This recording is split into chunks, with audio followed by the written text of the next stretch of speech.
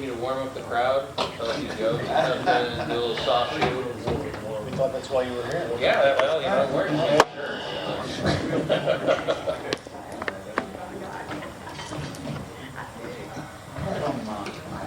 I can be the head. all that, I love that. That is as long as my face is ready to be good. There you go. No, I'm seeing this one. Kevin, we need the list of people signing. Yes. Good morning, Carol. Today, I better not wear that.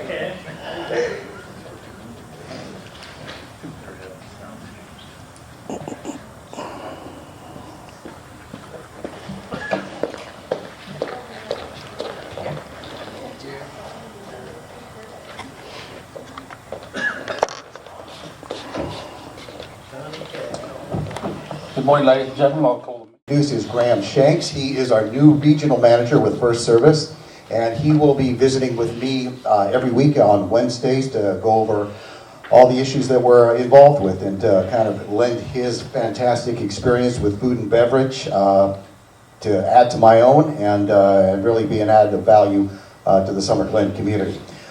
I'll give you a quick update on a few things. It's been a very productive week and month. On the personnel side, we've hired a new office administrator, Lisa Saline. We've hired a new head of maintenance, Richard Burke.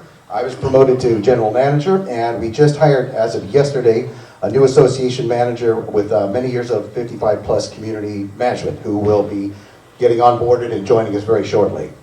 A couple of updates on the restaurant. I've been in negotiations with the board and the restaurant operator, and we are in the final stage of the negotiations. I expect to have the last minor details finished today. And going to the attorney next for input into the lease to update it, and over to the restaurant operator. If all goes as I expect us to have a signed lease next week. We've been doing some repairs in the restaurant. Dick has been hard at work doing some painting and patching, as well as replace the lights in the women's restroom, which is a nice improvement.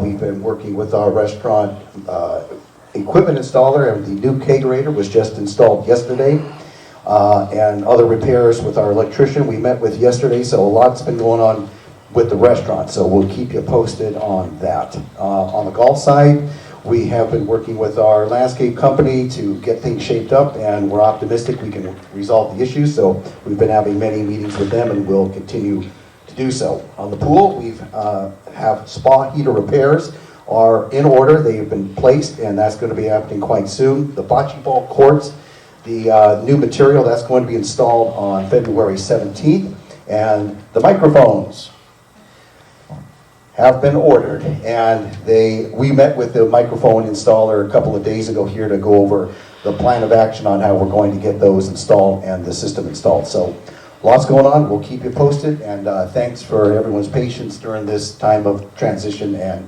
team building. Congratulations on your promotion, Kevin. Well, you stole my thunder there. Everything I had to say. Anyway, Graham is the regional director for us, and as Kevin has said, that he'll be coming to us quite often on a regular basis. Something we've probably missed in our previous days of property management. I'll just add one more thing about the restaurant and the lease signing. We are this close, I mean this close, to actually getting the document completed. So hopefully, as Kevin said, maybe by this time next week, everything will be signed and dusted, and we'll have confirmation of a start date. There's no start date at the moment, so don't go out in the community and say, the board has said this date, the board has said that date. There's no date there at the moment.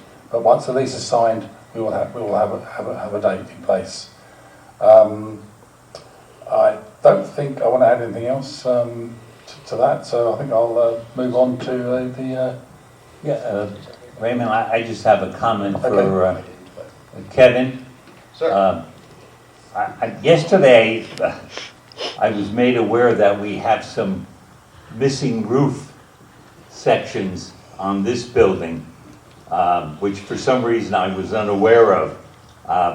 I think we need to keep in mind that our reserve study has the Grand Hall roof being scheduled for replacement in 2024. Obviously, we're in 2025. The RSO was scheduled for 2023. Obviously, we're in 2025. The Grand Hall, I think, is on the reserve study for $54,000 and change. The RSO is $75,000. Just keep in mind, and again, whether or not we file any insurance claims and whether that's significant enough to get any funds for it, I would think we would not spend significant repair dollars on a 15 to 16-year-old roof. It just wouldn't make sense to me. Keep in mind that in May or April or March, April, May, our insurance is up for renewal, and obviously they haven't complained about the roofs previously like they do with individual homeowners, but sooner or later it's going to pop up. So we may want to be proactive in responding to that, because insurance today is not as easy as it was 5 years ago or 4 years ago. Yeah. So just keep that in mind. Yeah, I'll give you an update. We do have a bid to replace this roof from Certified Roofing that's come in, and we're about to do another repair on the roof over the restaurant, so then we can get the ceiling repaired. So we do have one bid already. Yeah, we did talk about this yesterday, Tom, in the management meeting. Yeah. Thank you. Okay. Well, over to you again, Tom, for the liaison report for the financial. Thank you, everyone.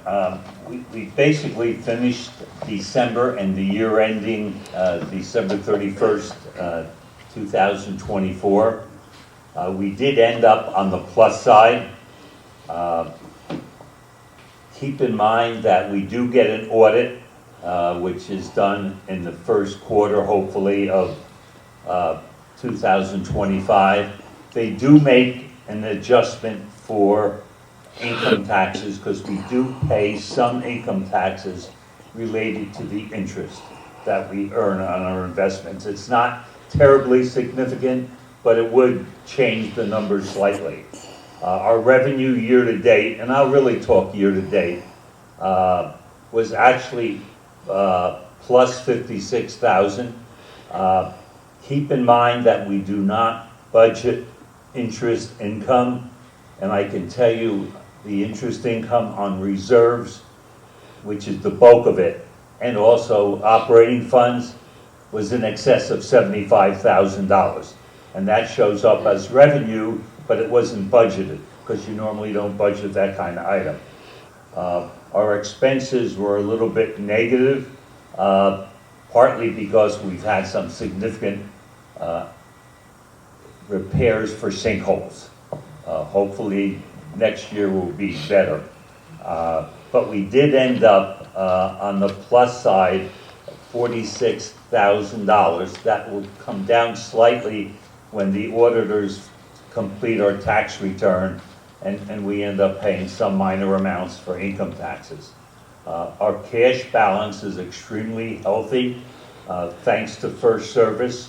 We do have a sweep program that anything above $100,000 is earning interest at a current market rate, which is in the 3.9 to 4% range. So that certainly helps going forward. I think the detailed financials have been posted and are available. I believe the one-page summary that I submit has been posted online last Friday on the update, I believe, and will be in the next Summer Dreams publication. Again, I urge anybody that has questions, if you would like to put a note in my cubby, 368, I'd be more than glad to meet with you privately if that's necessary and go over and help you understand. I do encourage people to go to the finance meeting, which we have once a month, and it's usually listed when it's scheduled. You learn a lot by just listening what questions people on the committee ask and what we go through. So if you're interested, please plan to attend. Anybody who would like or is thinking about running for a board position, certainly going to a finance committee meeting once or twice during the year would certainly help you become more knowledgeable about the makeup of SummerGlen. But again, if anybody has questions after they go online and look at what's available, and it's pretty detailed, and also the summary that we issue and post in the weekly update, feel free to put a note in my cubby, again, 368, and I'll be more than glad to meet with you. Thank you. Thank you, Tom. Any questions? Tom, I just wanted to say that there's been some discussions in the community about interest income. I think you and I spoke about some of this, and some of that interest income on the investments, I believe, is being utilized to be able to offset some spectrum increases, and I wanted to make sure that that was... When there's an item on the agenda to roll over the Right. CD, when we get to that, I will talk to that. Okay. I just, I Yeah, know I we talked intend about to that. talk about that, just so Okay. people understand, you know, That was my what point. we consider. Thank you. Okay. Evelyn, for the design Yes. review board, please. Okay, I have the design review board, and I also have the Summer Dreams Club. The design review board, since January 1st, they've had 40 applications reviewed, including some CRFs. The new Homescape book, which is the colors that you can use on your home, is set for March 25th to include the new colors, categorized by color, and web access to Sherwin-Williams. The other item with that is any DRB application that comes in for painting the outside of your house, if you have borrowed the color book to decide what color you want, until you return that book to the office, they will not be approving or reviewing your application to do the painting, because we have had books disappear and never come back, and it's something we can't get every year replaced, because Sherwin-Williams replaces them at no cost.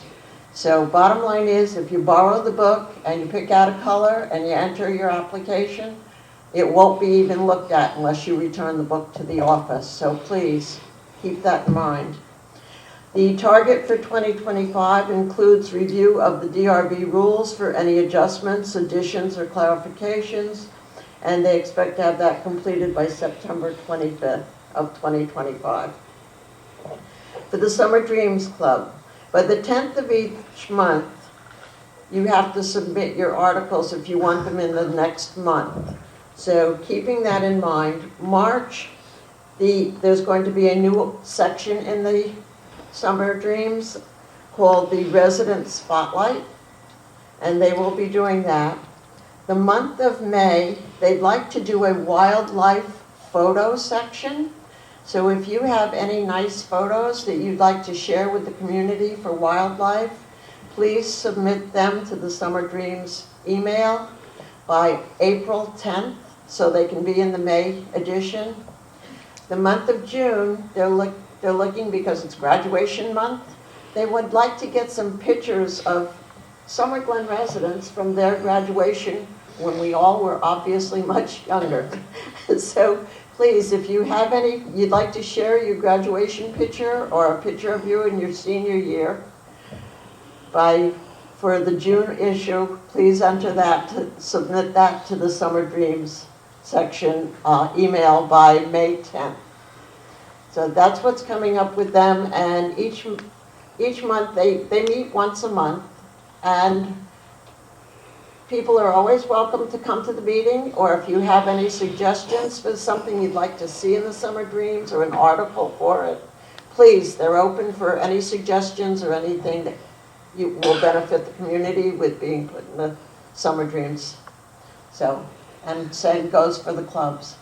Thank you. That's it. I just have one question. On the Sherwin-Williams website at the moment, is that the new colours proposed, or is that, you mentioned about March 25? March 2025. Is that, I mean, the colours are on the Sherwin-Williams website at the moment. The office has a book now that people can look at. Okay, all right, so is the They just don't website? have the other 10 that'll be coming in. Yeah, oh, okay, so the website is the old colours then at the moment? I don't know whether Judy's there, I don't see Judy here. I don't, it's, Oh, it's I only a don't, question, it may yes. not be updated Okay, yet on the we website. clarify that later. I know it's for I March. just happened to look at the yeah. Sherwin-Williams website the other day and I didn't know, and you mentioned it. In all honesty, if you're thinking of painting your house sometime after February 28th, I would suggest you wait and look at the March book, because you might find a color in the color scheme that you're looking for that you like better than something you picked from the old one. Okay, So right, thank you, sorry about that. Michael, for the social? No, I had nothing. Nothing? Oh, no. Oh, the sorry. social committee. Sorry. Thank you. Good morning, everyone. From the social committee, first of all, I'd like to be able to recognize Jerry Valentine for providing me the talking points and keeping me somewhat eloquent. First one, Valentine's Day dance is this Saturday, February 15th. Due to unforeseen circumstances, Mike Luciano has had a medical issue and has had to cancel. We wish Mike well in recovery from his medical issue. DJ Poppy has stepped up at very late notice and has saved the day, and tickets for this event are sold out. Picasso's Palette is Monday, February 17th. There was a glitch on Picasso's end within their website. It has been corrected subsequently, and you are now able to sign up for the class. This month, it's family tree and acrylic and glass. There's also going to be a chili kickoff on February 27th in the RSO. We have 12 entrants this year. Sorry about that. All the judging will be blind, a first place judge's choice, and then there will be a first, second, and third people's choice will be awarded as well. Tickets are on sale Monday, Wednesday, and Friday in the RSO, the cost of which is $1. Vintage Vinyl Showcase with Drew Purnell is March 15th. Bring your own everything. Tickets will go on sale February 24th in the RSO, and they are $30 per person. We also have the fashion show, which we'll be discussing and hopefully obtaining approval for in our package, coming up on March 24th. Tickets will then will be sold starting on March the 8th. Things to look forward to in April are the Spring Spectacular and a bus trip to Mazzaro's with an extra stop at Trader Joe's. More information will be coming out in next week. Check your weekly email blast and the community bulletin board in the mail room for any further updates. And I'd like to thank the social committee for all their hard work, and some of the events recently that I've attended have been, very, very well planned and very well attended. So thank you very much. Thank you, Michael. Next, Dan, for the Yes, golf and AVM, please. Doing the golf reviews, I'm the liaison. Brett had yesterday and today, he did needle spiking of the greens and fertilizer. Also sprayed for the weeds on the fairways, the tees, and around the greens. There's been John Harrison had a superintendent out from another company to look at the course Wednesday. He rode the course. He gave us some suggestions. Brett had his old superintendent out today. She went over and looked at the greens and the fairways. And again, Can't hear you. You couldn't hear any? Okay, I'm sorry. They've been working on that quite a bit with the weeds. Within a week to 10 days, we should see a big improvement on the weeds throughout the fairways, the greens, and the tee boxes. We also have in April the 26th and 7th. It's a Monday and Tuesday. I didn't write the dates down, but it's the last Monday and Tuesday of April. They will be doing their curfew, the course will be closed for those 2 days. In the past, what we did with the curfew, we did the tee boxes, the fairways, and the greens. Well, one of the guys, the superintendent from down in Tampa, came up from ABM and said we should be looking at a different system, doing the tee boxes and the greens all together. We'll do that every year. Every 3 years, we can, if everything looks good, you can do away with the curfew after 3 years of treatments. We have 5 fairways that are in great shape that he suggested that we don't do the curfew on them 5 greens. We can use the curfew around the greens where we don't do curfew. I've never done it. A lot of the bare spots are due to the nematodes and other bugs which the curfew will kill. So Brett has to get out and a day before mark these spots where we want to be done, and also do a sample treatment prior to that. So that's all going to be done before April. We just want to verify or notify everybody the golf course will be closed those 2 days. There's no way that we can play golf after they're done. We need to really wait until the smell goes away, and that's a Monday and a Tuesday. Any problems, please contact me or John and the Pro Shop. There's been some mention that Brett and John is not communicating. I have to beg to differ with that a little bit. If John has a question, he's more than free to contact Brett. Brett has sent emails back to, I got one right here, what he did this morning. He sent it to me and John. So I like to put that aside. They do have communications between the 2 of them. If there is a problem, I want to know about it. So that's my report for today. Thank you. I think it's April 28th, 29th. April 28th and 29th? Yeah, that's a Monday and a Tuesday? Monday, Tuesday, yeah. Okay, Just to verify. okay, The other 2 days were Saturday and Sunday. okay. Okay. Next up then, Russ, please, for F&G. Okay, as far as F&G, Diane is out on vacation this week. We have Rick Vedder here. My topics are all part of the agenda, so we'll cover them as we proceed. Okay, you've had your 3 minutes. Okay, John, then it's just you for the Health and Safety Committee. Health and Safety Committee, they had a very successful health fair earlier this month. A lot of work by that committee to set it up. I don't know if your mic's on, John. Yeah, I think it is. No. It's on. It's on. Okay. I'll speak louder. Anyways, they had a very successful health and safety fair earlier this month. A lot of work by that committee to set that up. They're already planning for next year. They're also going to look at some special presentations throughout the year, I believe with Advent Health, but I'm not sure. Bring in some speakers every couple of months and just do a health type presentation. So we'll look forward to seeing that schedule. So that's all I have. Okay, thank you. Any other questions, done? Tom. Not done? No, we do Tom's going to do this again later on. Next, I'd like to move on to the approval of the minutes for our meeting held on January the 9th. So, Yes, Raymond, I'd like to make a motion to approve the meeting minutes of the board meeting from January 9th of 2025 to be approved as submitted. Second. okay, any discussion? Can we please take a vote? All in favour, say aye. Aye. Aye. No one in opposition. Okay. Minutes are approved. Kevin, can you please note? Thank you.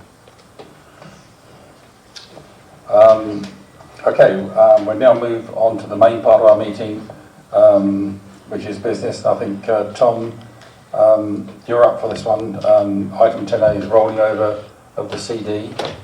Yeah, what I'd like to do is just for people who might be new or don't remember what we did with the new Spectrum contract in the end of 2022. What we did is we estimated in the end of 2022, the 5-year cost of the Spectrum contract.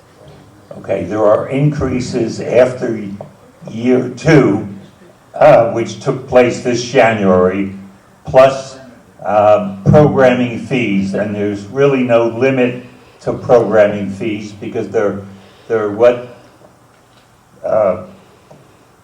companies like NBC and CBS require Spectrum or any other provider to cover. What we did then is estimate all those costs and divide it by 60, which spread the cost over 5 years equally. We then took the door fee, which was $230,000, and we invested that in CDs so that when increases came through, we had the cash available to cover any increases. Also, what was considered in that process was any interest that we would earn, because we have to estimate programming fees. We have no control over what they could be.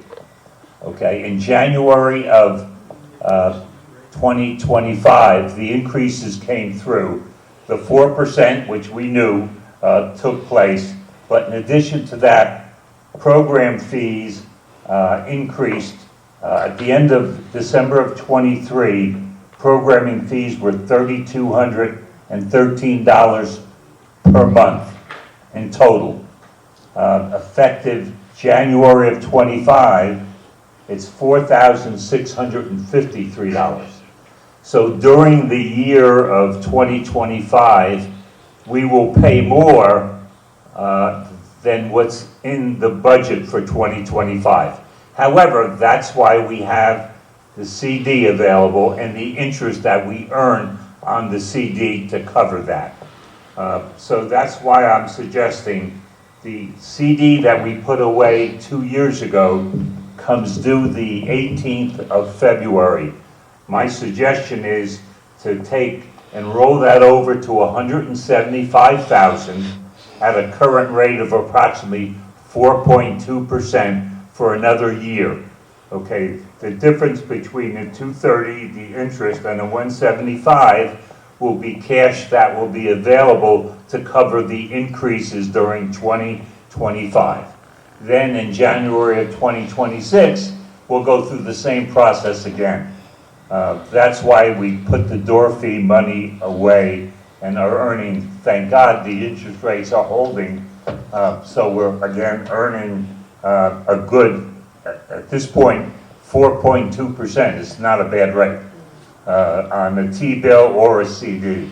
So my request, or I make the motion that we take the $230,000 CD that is becoming due and roll it into a T-bill for $175,000 for a year at approximately 4.2%.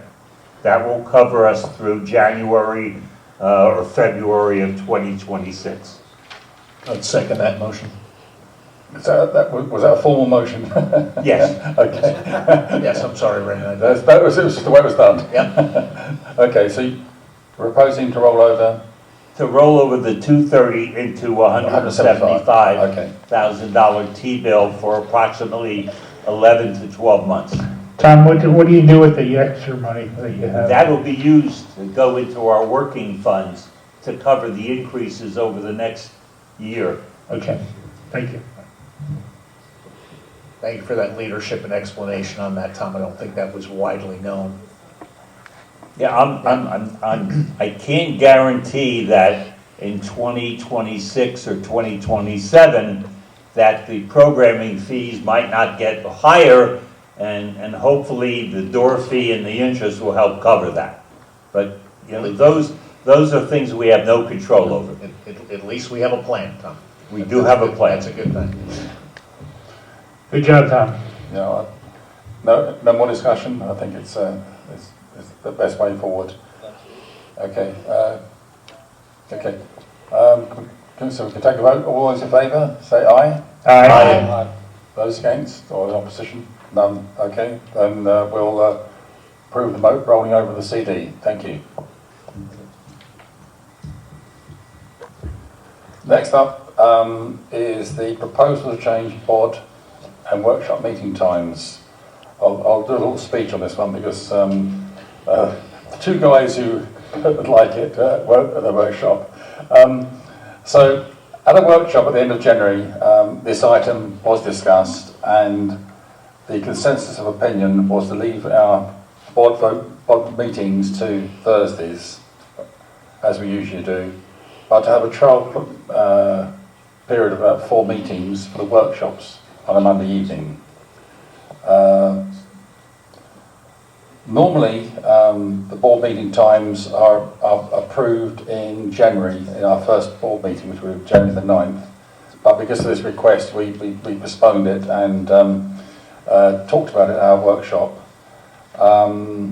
Now, I've made a point here, I've mentioned it to everyone, that attendance at board meetings is not necessarily compulsory, but there are situations when, you know, through doctor's appointments, vacations, unforeseen emergencies, etc., you can't do it. And also work commitments. You know, 2 members of the board are still working.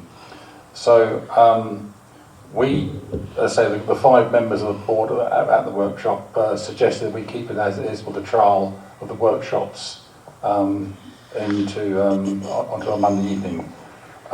So I think I'd like to make a motion to approve the schedule as it is, with the amendment for the workshops for the first 4 periods to a Monday evening at a time to be determined. So can I have a motion to approve that?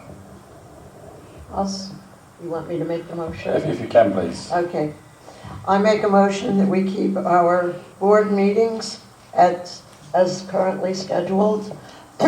And I would like to make a motion that for the first 4 months, as a test base, we change the workshops to a Monday evening, which is the least impact to the community that uses this building. And that's a date to be determined by the board each month based on what is going on. Okay. Let's have a discussion now. So I think, you know, the 2 guys that weren't here. Well, somebody has to second it. John did. John seconded. Oh, John okay. seconded. So, is there any discussion? Or, you know, you weren't able to participate. I mean. Yeah, I'd like to suggest that we set a time. I think 6 o'clock is fair. 5:30, I think it's too early, but 6 o'clock, I think most people can have their dinner gone and get home at a reasonable time. I didn't have a time. Well, that's what I'm suggesting here. And if we're going to vote on this, we must put a time in. Yeah, good idea. So that's my suggestion. If we can add a time to it, and I suggest 6 o'clock. Does that work? Yeah. Okay. Yeah. Okay, So you so add that to your. if you can amend your till 6 p.m. It will be the workshop, the first 4 months starting this month will be at 6 o'clock p.m. And we will have to come up with a date for the next one, which I guess we'll do at the end. We'll go at the end, yes. Okay, so right now, the motion is a to be determined date for the February one. I'll second the amendment. Okay. All in favour, please say aye. Aye. All those against? Okay, motion passes then. So the meeting times for the board and the committees are now approved. I'll now move on to a rather sensitive subject, which is the children living in units. This concern was raised at our workshop. The board is aware of 3 cases existing where a child under the age of 18 is prohibited by our rules. It is my understanding there are possibly 2 other cases, but these have not been verified. The board's concern is that violations to our rules exist, and it's the board's duty to abide by our governing documents. We have sought information from Service on this matter, and their advice is to seek legal advice from our attorney to determine the way forward and possible classification. I would therefore like to table this item. Can I have a motion to table this item, please? I'll make a motion to table the item until we hear back from the attorney. And I will second that. Okay, any discussion? Okay, so all in favour say aye. Aye. Those against? Okay, motion passes, item is tabled, thank you.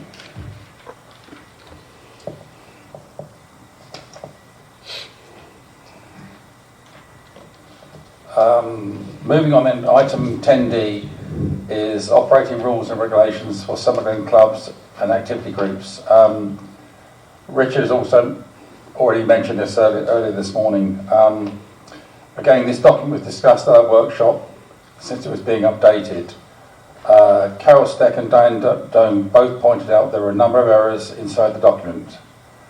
They volunteered to provide some markups to be reviewed, but currently the HI office has not received these. So I'm also suggesting we table this item. Can I have a motion to table? Are you talking about the section for just pickleball? No, I'm talking about the operating rules and The office regulations. did receive the markups. Oh, They're in the package. No, I didn't receive them. She didn't receive They were, what's in your package is the markup that has the lines underneath everything that was changed. I just highlighted mine when I read it. Diane did the markups, and actually Diane gave me a note about it. And it says number 10, where she thought that we didn't have to follow that one statute, we do. So I have the information, you all have it. If you want, I can go through it. I have it highlighted. Well, my apologies, it's not marked up. I have the copy, but it's not marked up with any changes. Yeah, I mean, Raymond, what I'm confused with is that this document in prior board meetings was submitted and approved by the board along with all the other amendment documents. So we're going back and revisiting. It was this there was an update done to it, changing. I've got the.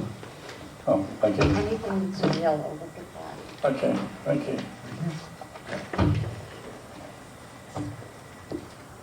Hang on a second, guys. Raymond, just to add a little to this. So I saw the red line document. Lisa in our office went and made changes because we noticed some typos and other errors.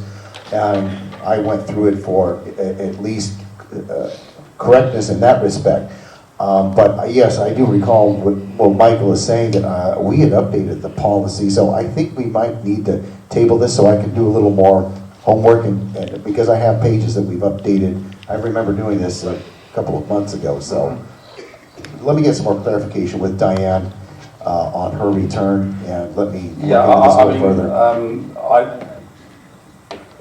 I'm taken completely aback because this wasn't marked up. Yeah, the red lines were then changed, so Lisa in the office, actually, so you're not seeing red lines, I think, in your packet there, you're seeing underlines. And so I think there's some confusion, and let me revisit this and to make it easier to follow, and let's pick this up again. And let me make sure that we don't actually have to do this, and that it's already been done. So I would suggest tabling this for the moment. Okay, thank you. So that's my confusion. I have a question. By tabling, does that mean none of this is in effect?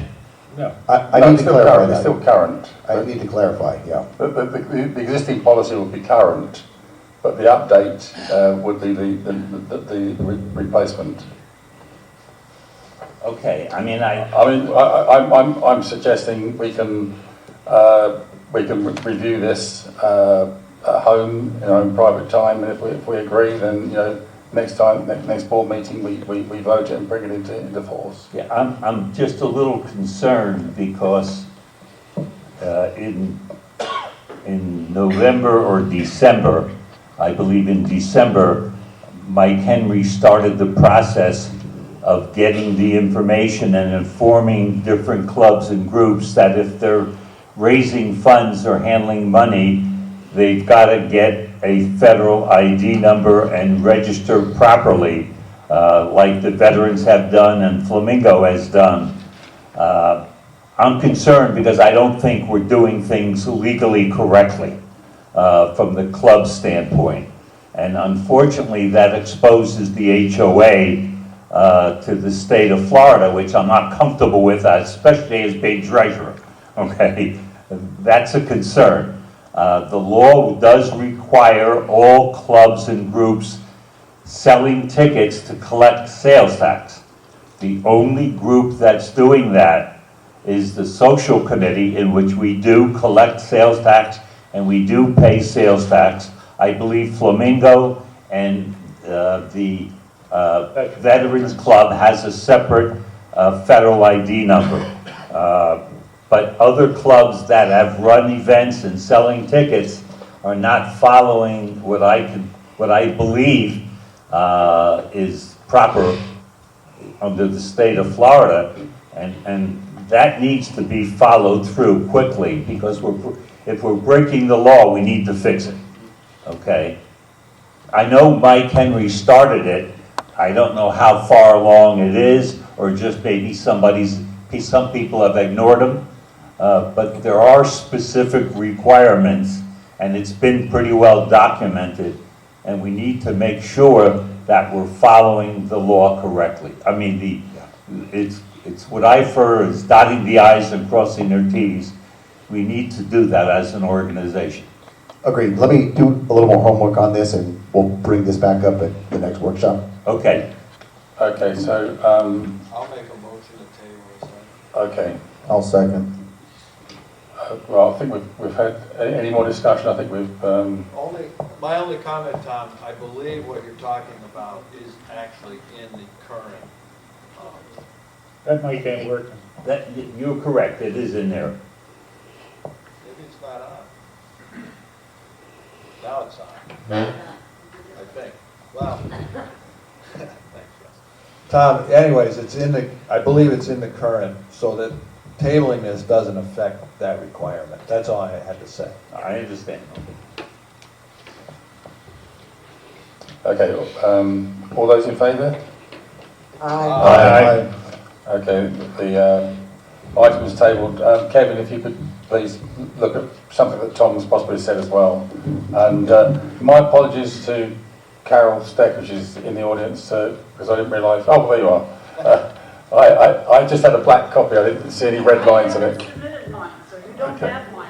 Okay, Part of it was trying to get a copy that I can actually edit. okay, thank you. We'll now move on to item 10E, which is the proposal for updated pickleball court usage policy. Again, this item is a carryover from our workshop. There were some errors in the document relating to timing and club usage and sharing respective courts with tennis club and with non-pickleball club and basketball players. A document for pickleball has been resubmitted. Several board members still feel it requires modification. However, my main concern is that the board should not be acting as an arbitrator when clubs or residents clash over usage. It is my proposal that this item is tabled for today, that John and Russ, who is a member of the pickleball club, sit down with respective parties to ensure fairness of court usage. So, can I please have a motion to table? You mean Mike and Russ? Sorry, Russ and John, sorry. Yeah, I'm actually a member of the. You're, I am as well. okay. Okay, I'll make a motion to table this item. I'll second that. Any discussion? I know it's been discussed and we've looked at the document and commented. Okay. Can we take a vote then? All in favour, please say aye. Aye. Those in opposition? Okay, motion passes, items tabled. If you can meet, Michael, if you want to join Russ and John, Be glad to. and to try and sort this out, we're most Be happy welcome. to. Thank you.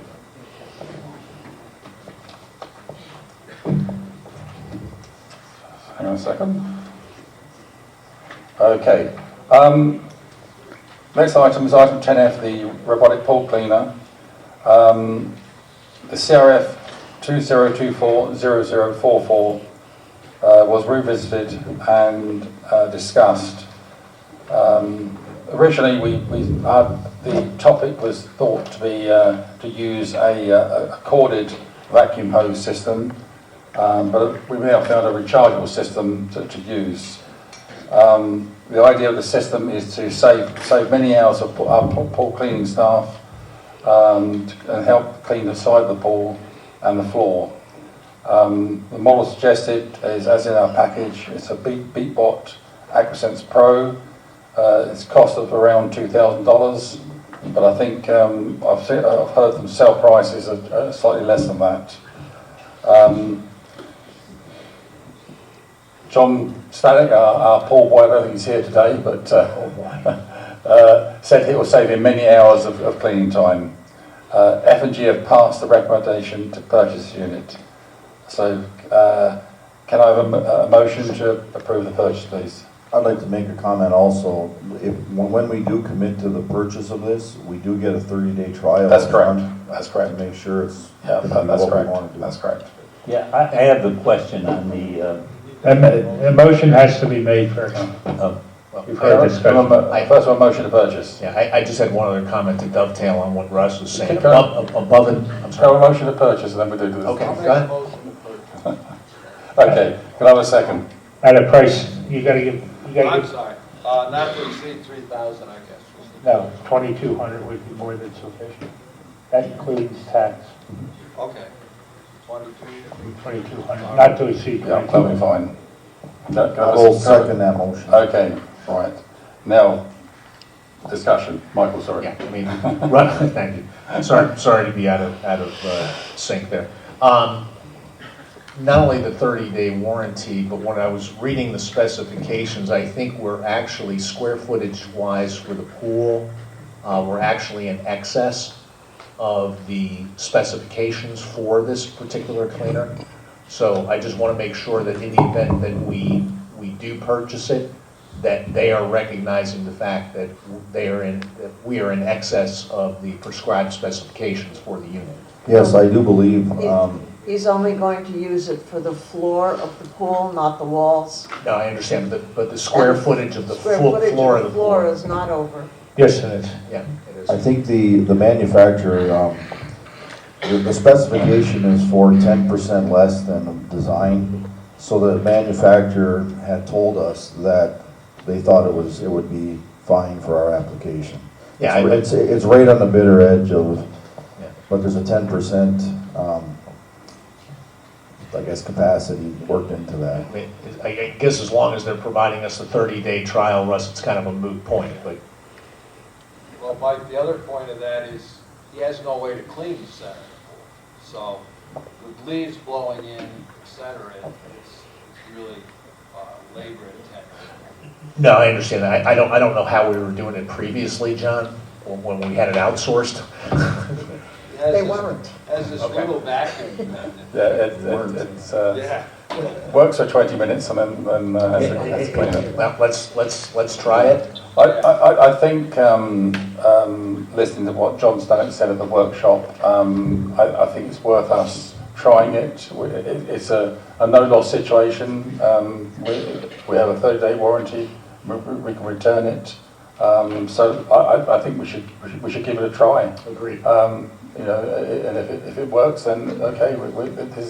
Obviously, it's an item that's going to probably need to be replaced every so often, because you know these pool cleaners don't last forever. So that'd be my take. I don't believe I believe forget the warranty. my understanding is that we have a 30-day free trial. Yeah. Okay, what we need to do is make sure that that process of somebody saying, yes, it's doing its job, we nail that down, so automatically in 30 days, nobody does nothing, so Yeah. now we buy it. Okay. I'm sure Is John will give Is us- John gonna be Yeah. that person Yeah, that we gives that need blessing? to have somebody John and sign Dick. off. Okay, John and Dick. that's fine. I believe we need somebody to sign off that says, yes, after 20-some days, it's doing the job. Yep. And then we can buy it. Agreed, Tom. Obviously. And we're gonna buy it first. Then, if it's okay, we just continue to buy it. Yeah, We gotta put up the money up front. Okay. Can I have a motion then to approve the purchase, which I think John's just made? Not to exceed 2,200, yeah? And that's- Okay, we've got a discussion. Okay, so all in favour? Aye. Aye. Anyone in opposition? No? Okay. Kevin, has that been ordered already?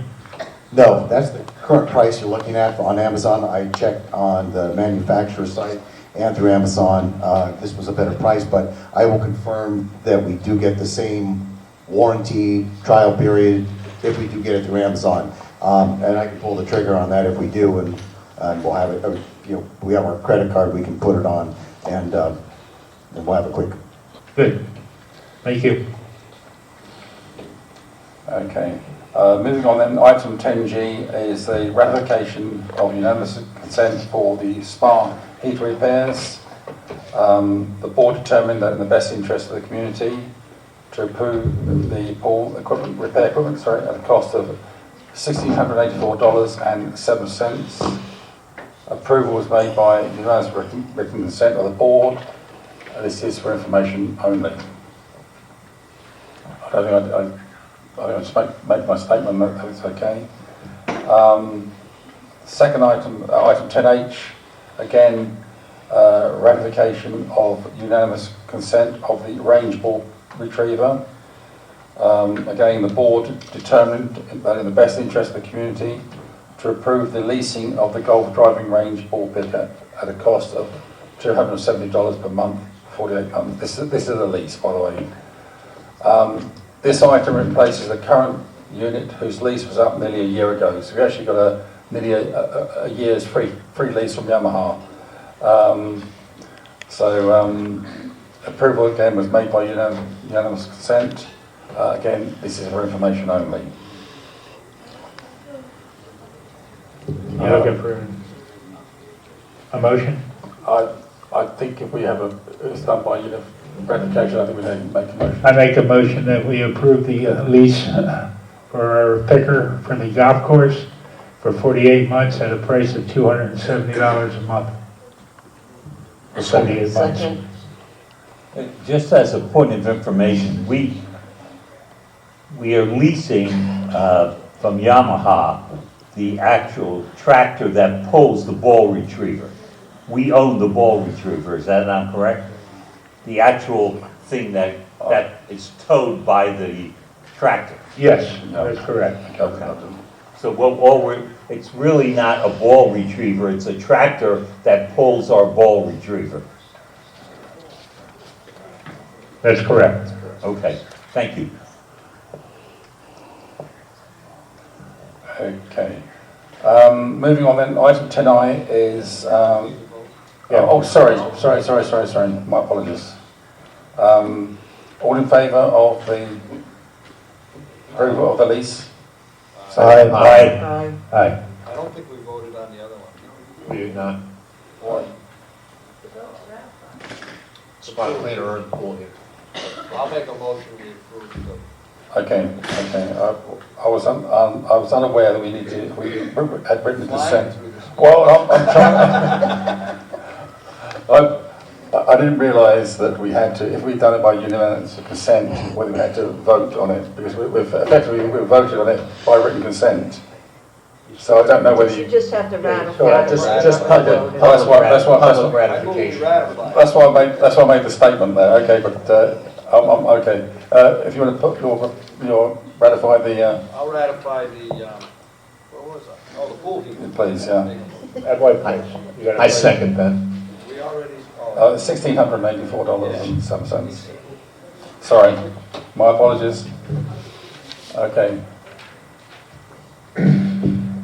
Okay, we'll take a vote on that. Everyone say aye? Aye. Okay, okay, the ratification has been approved. That's okay. I thought if we make a statement, then it was everyone's written, approved it. I didn't realise we needed to take a vote and just make a statement to the community. Okay, I'll move on to item 10I now. Someone brought up earlier in discussion about things taking so long. Well, we've actually got round finally to a revisit of CRF 2023-0182, which is the repair of pavers around the picnic tables and pathways at the pickle area.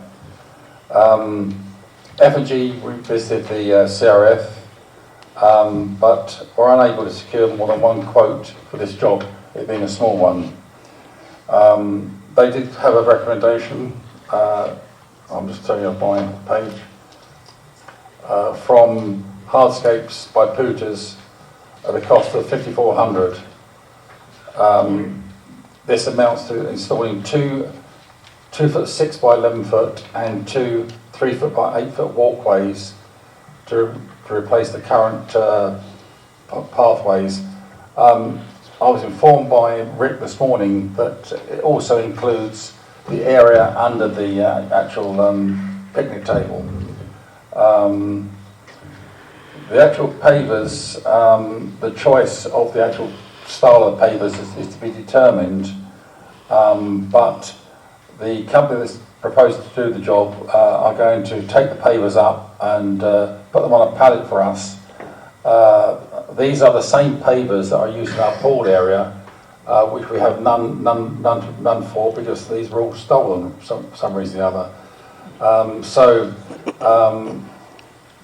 The idea is to take the pavers away, put them on a pallet, store those somewhere in a secure area. So we actually have now replacement pavers for our pool area. The cost of this is $5,400. The edges of the pavers will be concreted in. So kind of a motion to approve the purchase. I motion to approve this purchase. Can I have a second, please? You gotta put a price tag on it. Oh, Approve of $5,400. not to exceed, I think. Not to exceed $5,400. You might want to Bump it up. add it up, add another 200 so on that. Make it 5,700. Just as, Kevin, as a point of information, have these CRFs been given to the Finance Committee? At a meeting yesterday of the Finance Committee, which I attended, there were no CRFs in their possession. Out of courtesy, we should probably send all 5 members a copy of any CRFs that are open, because there is some, and there is Finance Committee involvement in CRFs. Maybe not to judge whether it's a good thing or a bad thing, but whether it's treated as an expense or a reserve item and so forth. That is probably occurred because I think Carol used to go to the F&G meetings, and Carol's on the Finance Committee, and possibly that's why it hasn't got to you. But the normal process was it went from F&G, Judy Tamburello also got involved, and the Finance Committee also. So there was like a 3-step process there.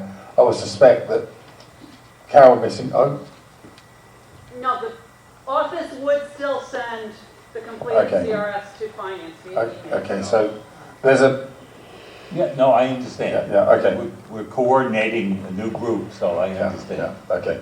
Now, just so I understand, we're talking about the 5,400 covers under the Sorry, picnic table? sorry. Can I show you? I'll show you. Rick took some pictures this morning because when he explained to me on the phone yesterday, because I was a little bit confused. Is that this item here? Yeah. All these 3 areas. Yeah. Well, if I'm looking at picture. Yeah, ignore the picture even, because Okay. it's, It goes under the we haven't got table. it, no. Yeah, I should, This picture's wrong? Yeah. the picture's wrong, yeah, but there's photographs. So it's this area plus this? This page.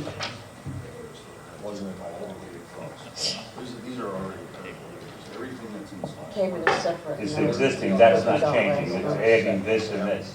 No, Yesterday afternoon. replacing, they're gonna replace all this. I just need to explain it. level, otherwise, I tried. this is already on level. You need to add this and add this. Okay.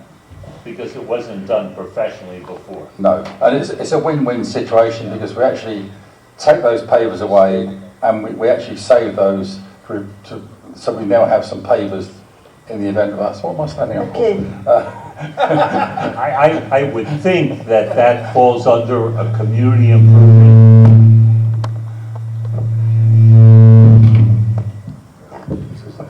I would think,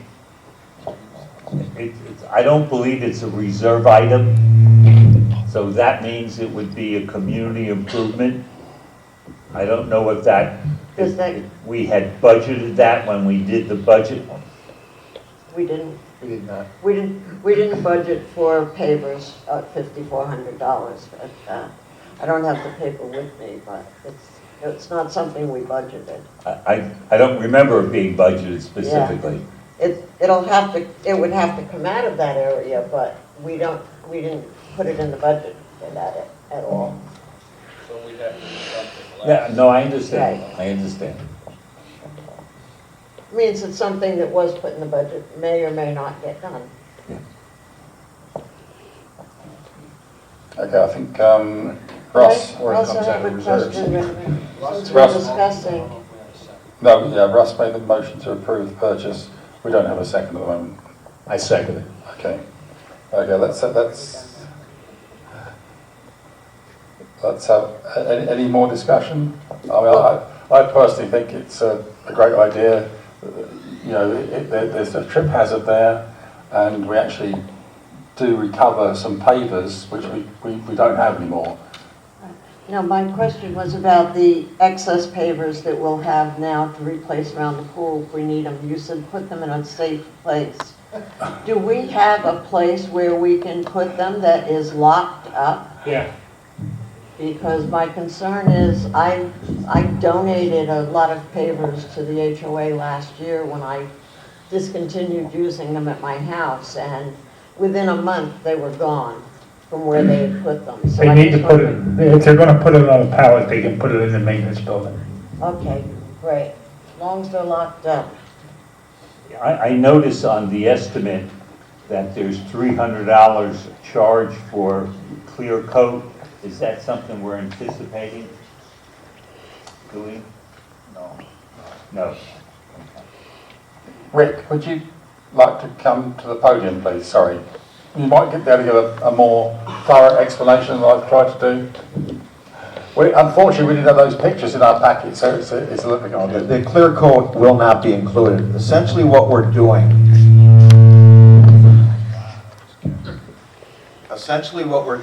is the current pavers under the table at the pickleball are currently bowing out because they weren't installed correctly.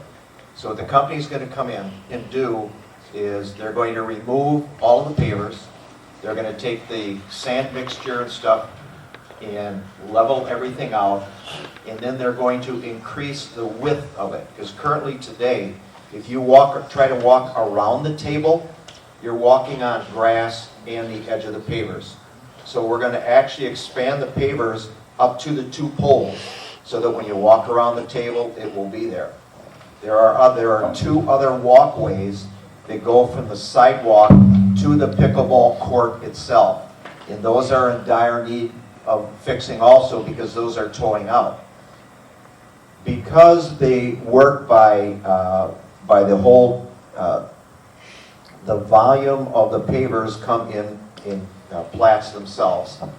And because we have to do that improvement and stuff on it, we're going to have about 2/3 of a pallet left over once we get done. which will then to allow the board, or if they wanted to, expand those pathways by another 2 feet, either the north side or south side of it. So it'll expand it. It will still give us about a third of the pallet left over for reserves that we will keep at the maintenance building also. The other thing that we have is, instead of the regular pavers that we're using today, they're giving us an option of using 2 different size pavers or 3 different size pavers, and we've got pictures of that also. That decision could be made. That's not going to increase the price whatsoever. So they're going to go in, they're going to remove everything, they're going to re-level it out. It should take them 1 day to do it. And this company works for the villages, and they are licensed, and they have what we need, plus the insurance. Okay, thanks for clearer clarification there, Rick. Okay, so any further discussion? Okay, so we have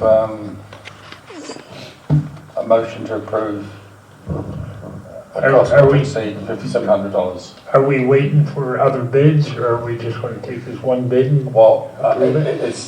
I think the problem is that the job is so small.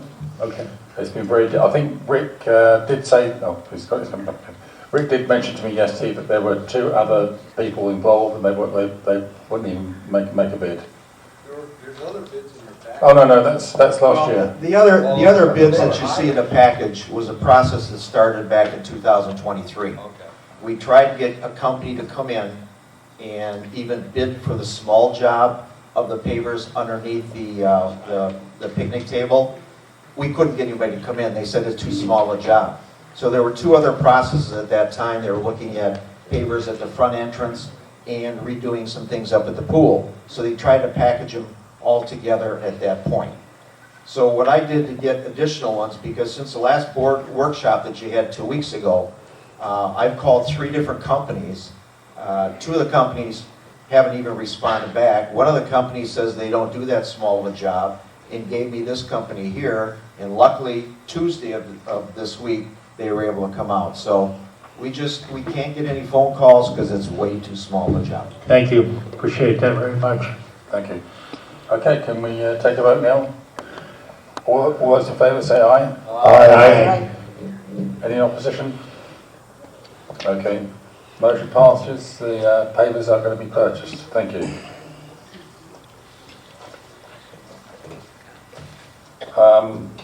Next item is again a revisit of a CRF 2023-0051. This is the softball field maintenance tractor. This item came up before the board at the end of last year. Jay Wynn presented an explanation as to why it was needed by the board. Our understanding is that it should have been a SummerGlen reserve item, but never got incorporated. The softball club have offered a donation of $5,000 towards its cost. A second-hand one was proposed, but I think we've missed out on that a couple of times. We talked about, or they requested to spend up to $20,000 on a used unit. But we now have an issue with how we go about buying this item. I spoke with First Service, and normally when you purchase an item at an auction, you're buying it as is, sold as seen, without a warranty. So the issue we have, and I've been talking to First Service, Graham's gone now, but is that how we go about taking that $20,000, which is HOA money, or $5,000 of the pickleball people, the softball, sorry. It's a similar ball, isn't it?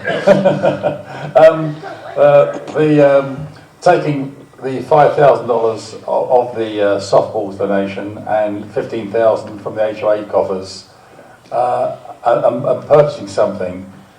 So we have a bit of an issue here. So what I'd like to do is this morning for the board to make a motion to approve the purchase and then possibly work out how we go about purchasing the item safely at no risk to the HOA. So, you know, I'll ask for a motion to purchase it. I'll ask for a second. Then we'll have a discussion. I make a motion that we have the $20,000 approved, $15,000 coming from the HOA, $5,000 coming from the softball organization. I second that. Okay, can we now discuss this? Because I say the risk element needs to be overcome. That's the only thing. I'd say, you know, I can go and buy you one tomorrow, but you know, but I'm not spending. You know, we're spending HOA money at risk, and that's the thing we need to get over. And your risk is centered around buying something as is without a warranty, Raymond? Yeah. And do we have the capacity from a local vendor to offer a warranty on this item that would be part of that cost? I don't know. I think I think I spoke to Rick about this yesterday in association with the pavers. I think it was an auction house in Georgia. Georgia. Yes. Jay. No, there's an auction house that goes Yeah. nationally. Yeah. We have found one in Georgia. Well, Yeah. that's the closest we've looked. Okay. Florida and Georgia. I talked to ABM in regards to this, and they were supposed to, you were supposed to contact them. I talked to you about it, about ABM. They have an understanding with this company in Georgia. They go over the tractor, paint it, motor, if it has to be replaced, they resurface everything. It comes out almost brand new. And I told him what our price was, about $20,000. He said you shouldn't have any problem getting one in very, very good condition with a warranty, a limited warranty. It won't be a 5-year warranty or anything, but it's painted. It looks like brand new when it comes out of here. So I would suggest if you and NEBM get together, maybe he can give you just a contact information to get this approved. We're going to approve the money today, I believe. I'd just like to approve the money and then sort out how we purchase it after. Yes. Okay. I will guarantee you, as a resident and as the president, I will work with Kevin on how we're even going to do the purchases and all that stuff. So we have time now. Season's over. Okay. Okay. So we're not going to jump on the first thing we see. Okay. You know. So we'll work that deal now. I'll work with Kevin. Okay. So That's a satisfactory. And ABM. ABM. Yeah. There is no lease. There is no lease. There's none? No. Okay. Okay. So It's my understanding from the workshop that we're approving up to 15,000 from the HOA, but the first 5,000 comes from them. Softball. That's So correct. if it ends up being 18, we put up 13. Correct. That's correct. Yeah. Is that correct? That's what Jay confirmed that at the workshop. Okay. So can we take a vote then, please? All those in favour say aye. Aye. All those against? Okay. Motion passes. Okay. The tractor purchase is approved pending the payment method and some sort of limited warranty. Okay, thank you. Yeah, Kevin, since this is something new and not on the reserve schedule, when we do the reserve schedule, things like this need to be added going forward. Yes, I've started putting a list together for that. Okay, we're doing well this morning. Okay, next item is a revisit of CRF 2024-0046, which is the weed issue outside of the softball fence. Again, this was discussed at the board workshop, and the consensus of opinion here was that, why are we paying twice for the treatment of weeds? Spofford and Florida both gave us a quote of about nearly $6,000 each respectively. But the actual area should be maintained by Florilawn. So why are we kind of like paying Florilawn more money to kill weeds? So my feelings, we should deny the CRF. Can I have a motion to? Motion to deny this. Okay, can I I'll have? second that. Okay, can we have a discussion? If anyone, Yes, has anybody talked to Floridawn and, they have been contacted about the weeds before, yes. and what's their response? I don't know because I haven't been involved in those conversations. It's a long, long time ago. Okay. Facility of the grounds, I thought Kevin was gonna talk. I mean, and I will. no, that was Yeah, mine. you have to use my. I will meet with Tom on our next meeting, and we'll walk it and ask him what's the situation, what can they do, is there something to do? So let me work it out with Florilawn first, and we'll go from there. When you talk to them, Kevin, do they fertilize all the common areas? I mean, weed control rather, and fertilize? They're supposed to? Supposed to, I don't have their contract with me, but Okay. it spells out pretty clearly what they're supposed to be doing. Thank you very much. So I'll review that with Tom Thank and you. get you an update. Let's go. Okay. Okay. All in favour then? Say aye. Aye. Okay. So the motion is denied. I think paying double for something that should be done in the first place is a bit silly.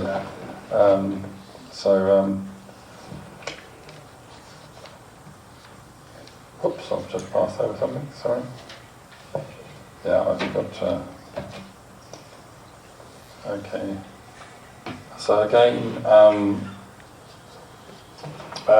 item 10L was replacement of benches at the pickleball courts. 4 CRFs have previously been generated appertaining to this item, and this was discussed at our workshop. Again, I think the board view was that we were going to replace the four benches, 6 foot long, at the courts, same type as installed at the shuffleboard courts. The cost of this is $3,523.34. Apparently some items are salvageable for potential use elsewhere. So can I have a motion to approve the replacement of the benches, please? I'll make a motion that we approve the benches not to exceed $3,600. I'll second that. Okay. Any discussion? Yes. First of all, I'm kind of upset that the metal benches two of the metal benches from Horseshoe were moved by somebody to pickleball courts. So pickleball denies any knowledge of it, but they sit on them, and they have been sitting on them. So there's 4 metal benches at pickleball now. And they moved the old, quote, broken benches over to the horseshoe pits. There's also some of those benches that match at bocce ball with broken slats.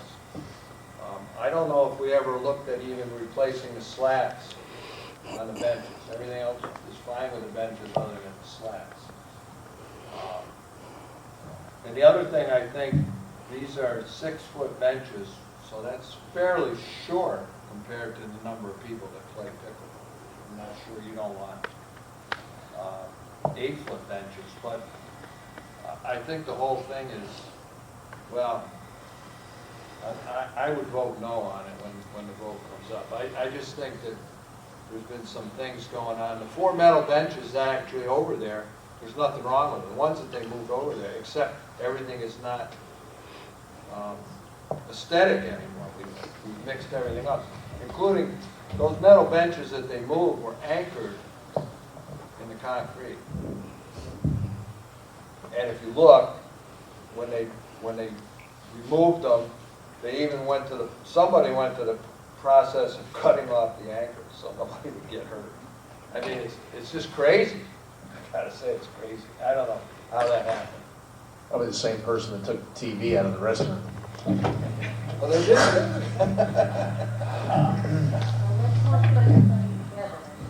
I believe those four benches need to be moved back where they belong, to horseshoes.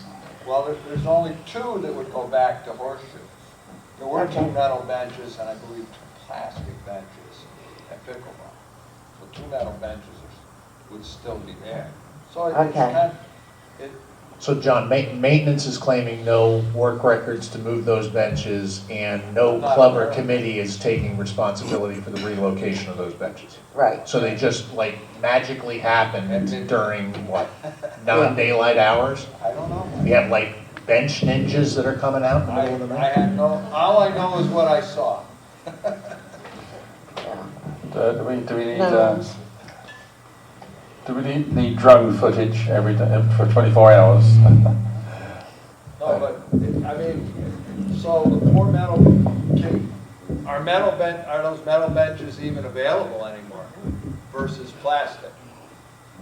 In other words, to put two metal benches back to the horseshoe pit and have four metal benches at pickleball. I think the idea is to keep, I can remember. Uniformity. Yeah, uniformity across the, There's still two metal benches at pickleball. There's four right now, but two of them are already stay there. That's, if you go out and look. I I mean, pickleball guys, they're right here, they know. You've always had two metal benches, right? If you look at. Come on up to the I got mic. cut on one of them already. There's metal sticking up. He said, well, put the mic up. So do we have 4 benches that need replacement or 6? I didn't. It looks like 4 6-foot bench. No, I understand, but I think, John, you're saying that there's 6, right? So, two metal benches are presently at pickleball that are anchored, and we moved two more over from horseshoes. be careful when you say they. Yes. Hey, somebody did it. There was a group of guys out there moving benches. I don't know. It wasn't the club. I don't It know wasn't who the did women, it. it was the guys. It was not. This is what, because I've heard through the grapevine that everybody thought it was maintenance. I found out it wasn't maintenance that did it. Anyways, the metal benches that are there now, I've scratched my leg, there's metal sticking up, so either they need to be resurfaced, I don't know, but the metal benches that got put over there, I've scratched my legs up on a couple of times already. So those benches are no good either. Okay. All right, just so you know. Thank you. Sounds like we do the 4, and then if there's more benches that need to be evaluated, it gets evaluated in the next CRF that we get through F&G. I would follow that. You okay with that, Russ? I think, okay, so I think we've had a motion to approve, a second. I think we've had a vigorous discussion on this. Can we please take a vote to hopefully accept the purchase of these units? All those in favour, please say aye. Aye. Those against, please say nay. No. Okay, thank you, John. Okay, motion's approved. We'll purchase the 4 6-foot benches. I think maybe a note for Russ actually to take to Diane to just take another peep out there to see. I mean, I haven't been out there for a while ago. I go past it every day, but I don't actually physically go and look at the benches.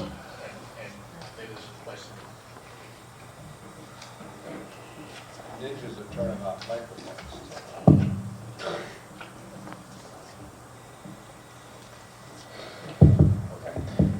Russ, I don't know if this is a question for you or maintenance, but as we approve these things, there's going to be an assigned person that oversees and authorizes payment to these vendors once the work is complete?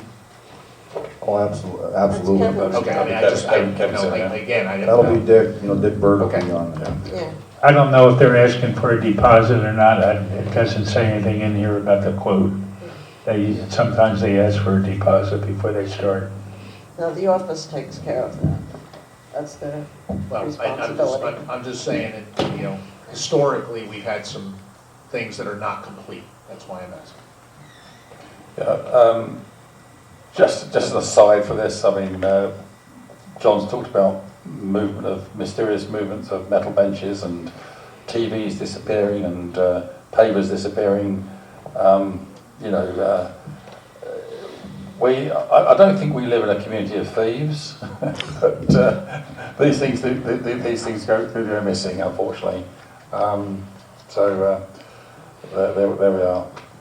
Okay, I'll move on to a more happier note then. Let's approve the appointment, F&G appointment of Carlos Santiago. F&G met with Carlos and his appointment was unanimously approved for filling the vacant position. So can I have a motion to approve Carlos's appointment? I'll make a motion to approve Carlos. Second. Okay, any discussion? I don't think there should be, really. I think we're grateful for volunteers these days. So can we please take a vote? All those in favour, please say aye. Aye. Okay. I don't know if Carlos is in the audience because I don't actually particularly know him. No? Okay, well, Carlos, welcome to the F&G committee.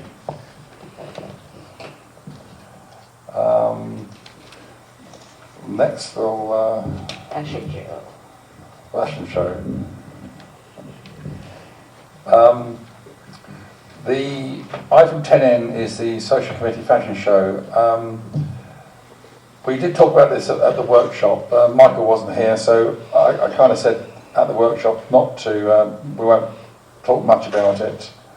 The event was previously held, I think, in October, November time, usually, and this year it's proposed to be held in March. It's going to be catered by Pasta Fair. They're looking at our paperwork. There appears to be a slight loss of about $380, but I don't feel this should stop the event being going forward. I think it's. I do note that, and I think this is maybe a point. All the social committee events are approved back in November of last year. We approve all, for this year. We approve all the social committee events. Correct. Oh yeah. So Tom maybe help me on this one. Is there a reason why we have to keep approving something if it was approved last year? Well, that was my question initially, and one of the things that what was communicated was that we needed to bring these up for formal board approval on a per showcase basis with the associated documentation. That's why we've been doing this, and there will be, as again, Tom, if I'm understanding this correctly, the social committee has now agreed to do events on a 90-day calendar rolling basis so that we're ahead of this in the event that there's any vendor setup that needs to take place within the first service system, or any discussion or concern about the budget status within the social committee budget allocation.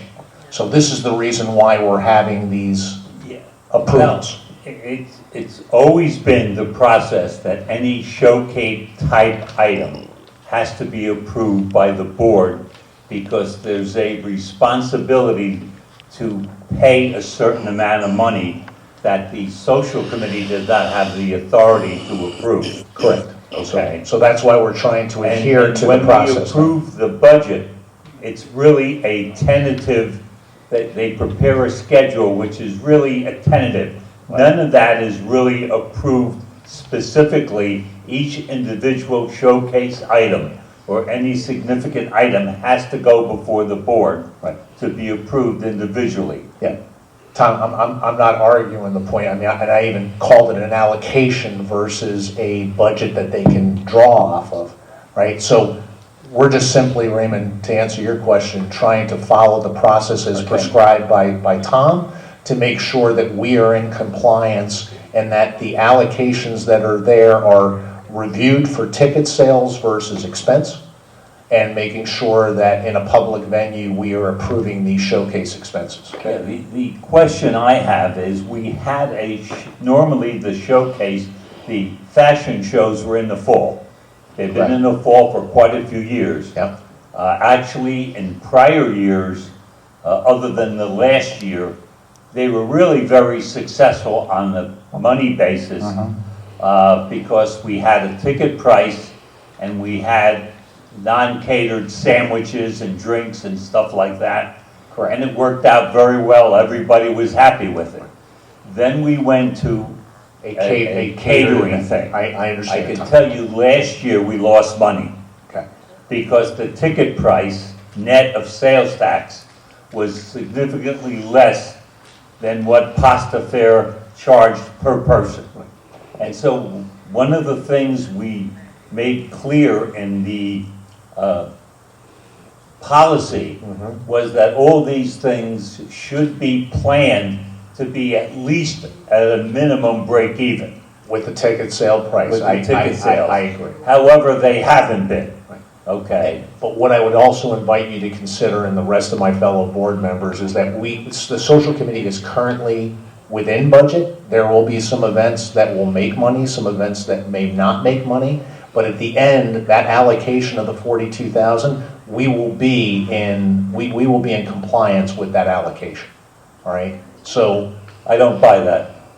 Okay. Tom, I mean, history is showing that we are. By the end of the year, last year we were negative. In 2024, that we were negative. If you look at the P&L, Say no. if you look at what we spent and revenue and what the cost was for events, we were negative. Okay. I was seeing almost a $2,000 surplus. Well, Okay. look at December. Okay, I have a concern on why we're doing a fashion show again 3 or 4 or 5 months later. Why isn't it in the fall like it's always been? And why don't we budget it so we cover the cost of Pasta Fair? We're not in the business of helping Pasta Fair succeed better. We're in the business of having events for the community that they should at least break even. There's no reason for us not to charge for a ticket to not cover the cost of the food. Doesn't make sense. Okay, I believe it is covering the cost of the food, Tom. What it's not covering right now is decorations and decor and taxes, right? So it's $3,600 in revenue for the ticket sales and $3,528 for the caterer. So it is covering that particular expense. There are some ancillary expenses for decor and supplies and the associated taxes. That's where the deficit resides. Well, if you take the $35 food and catering cost and then take the budget of 36 and deduct the sales tax of 252, we are not above water. Okay, so Okay. And there's no reason for that. Just change the ticket price to match. Okay. Okay, I think... That's what we talked about at the workshop. Easiest part is if 25 is not the right number, maybe it needs to be 27. Okay. I think That was talked about at the workshop. A workshop that I didn't attend, Tom, but I You were understand. not there. I would So- have hoped you would have watched it on the video. Well, and I certainly did, Tom, and I'll tell you what, on subsequent events, we will make sure that that happens. Okay, let's draw this to a conclusion. I only asked a question, actually, sorry. It's all your fault, Brandon. It is my understanding, I haven't looked at these figures specifically, Tom, but I thought they broke even last year, the social committee. But I'm not going to discuss it now, but we'll look at it another time. Okay. I think, I can't remember, we had a motion to accept the proposal of the fashion show. I don't think I did. Did someone make a motion to accept the proposal of the fashion show, please? I'll make a motion to accept the proposal. I second it. Okay, so now we can have discussion. Sorry to leave that on. I'm looking at the paperwork, and the question I have is, has any contract been signed with Pasta Fair or anything for this? So who was authorized to sign the contract for it without it being approved by the board? Until the board until the board approves some money being spent. Would you like to step forward? I would love to. Okay. Maybe I've opened up a can of worms here, but let's get it all sorted out. Yes. Just for your information, 2023, the social committee gave back over $2,000. 2024, we gave back $540.81. We are a net zero committee. The reason that we moved the fashion show from November to March is because there is too much going on in November. Plus the fact you have the Thanksgiving started, people are busy with their families, they're leaving town.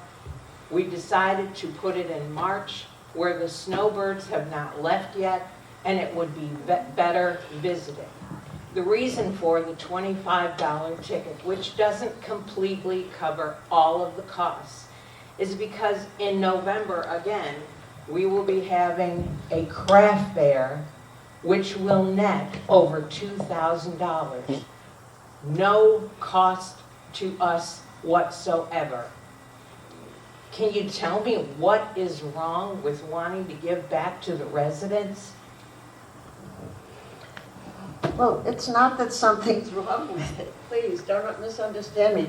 I'm just concerned that a resident would have signed a contract to spend money. We didn't sign a contract. We got a proposal from Pasta Fair Well, that's for what I'm the asking. cost. Is there a contract that we signed with We have Pasta not Fair? signed any Okay, contract. I don't want a resident to put themselves at risk. That's why I asked that question. I beg to differ with that. I'm looking at a contract for an agency performer that was signed in March 7th of 24 for $4,000 for an event that's happening next month. Okay? Exactly. And I see the signature. Unfortunately, evidently the agency wasn't up to date. So instead of having Jeff Fedorchik's name on it as the HOA president, it had Peter Southwick. However, that was crossed off and it was signed by a entertainment coordinator. I didn't know that position existed. But it was for $4,000. That can't happen. Okay? That is and I'm also- concerned that that's happening. Let her and we're not answer being your told. question. That is also a proposal. Every year, we go to an entertainment, it's like a showcase of all the different entertainers that are available to different HOAs in Florida. If you don't book somebody well ahead in advance, you don't get entertainers. Donna Callahan signed that in error. It was just more or less a save the date, not a contract, not a binding contract. Until they get their deposit, we have no contracts with them whatsoever. Well, But it's if signed we by don't- both parties. If we don't have proposals, if we don't have signed proposals, Thank you. Thank you, Jerry. Just please, everybody needs to keep in mind that the social committee does not have the authority to bind us. As a matter of fact, as treasurer, I can't bind us for $4,000. Okay?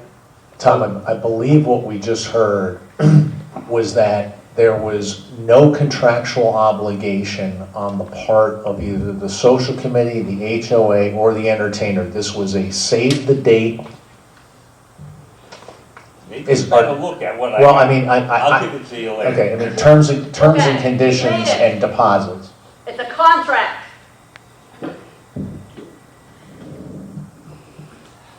Go ahead. Am I reading it wrong? Okay, go ahead.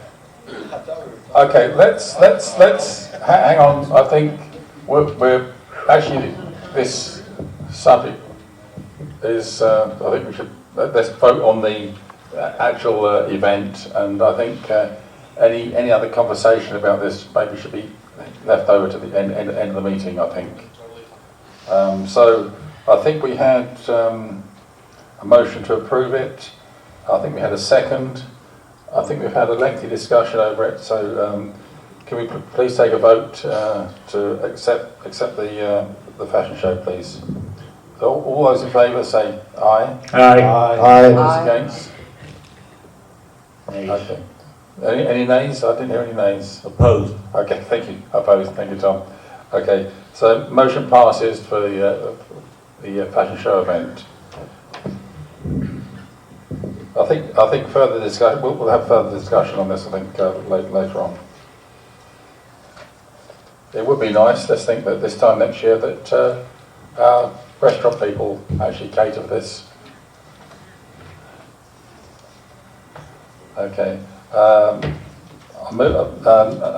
a sad thing.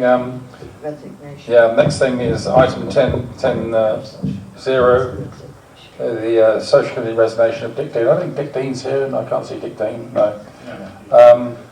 Dick Dean has been associated apparently with the committee for many years, both as a member and as a support person. He's also served on this board as well. I'm sure they're sad to see him go. So we congratulate Dick for his many years of service. Thank you. So can I have a motion to accept Dick's resignation, please? Make a motion to, unfortunately, accept Dick's resignation from the social committee. Can I have a second, please? Second. Dan. If there's a discussion, then all I would like to say is, thank you for your service, Dick. I know you've been a great servant to the board and to other committees. Absolutely. And also helped me at some times as well. Thank you, Dick. Okay, so can we take a vote? All those in favour say aye. Aye. I don't think anyone's going to be in opposition. Okay, Dick, very sorry to see you leave. Okay, ready for the next? Next one is unfortunately another resignation. I make a motion to accept the recommendation the resignation, rather, of Donna Price from the DRB. Second. Any discussion? Just want to make it clear that apparently Donna had to resign for personal reasons. There's nothing, no animosity towards any people. No, it was for personal reasons. Yeah. So Thank you for her service. Yeah. Okay. I think someone you motioned, so we'll take a vote then. All those in favour say aye. Aye. Those in opposition? Okay. Donna, again, I don't think Donna's here. Sorry to see you leave. Okay, well, this is very good. 11:30 nearly. Okay, so now move on to director input. So if there's any further director input at this time, can you please, John? I have one quick question. Thank you for videotaping again. Where are we with getting back live broadcasts on YouTube?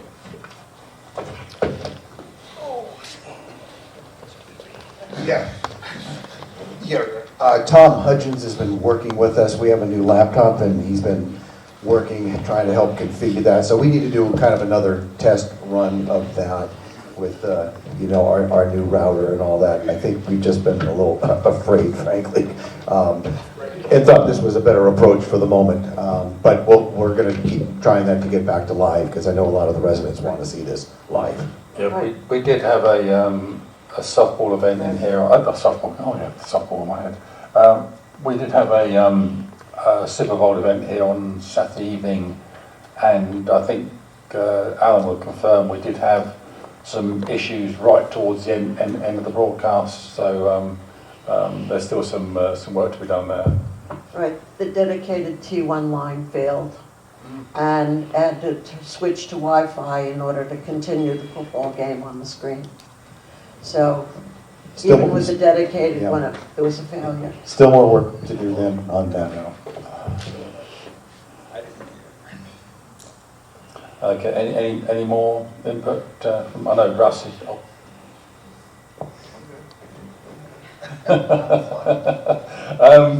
Okay, then I'd like to announce the next meetings. So our next full board meeting will be on Thursday, March the 13th at 9:30 here in the Grand Hall.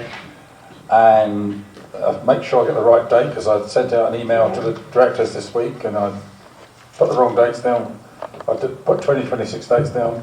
The next board workshop would be on Monday, March the 24th. What about the February one? Are you having a workshop? Can we start in March? Sorry, it'll be February the 24th. That's the night time. That's the night time one, my apologies. 6 o'clock? At 6 o'clock as Dan proposed. My apologies, I got my calendars mixed up. I had the 2026 calendar yesterday. Well, March's will probably be the same because there's only 28 days, so the days stay the same.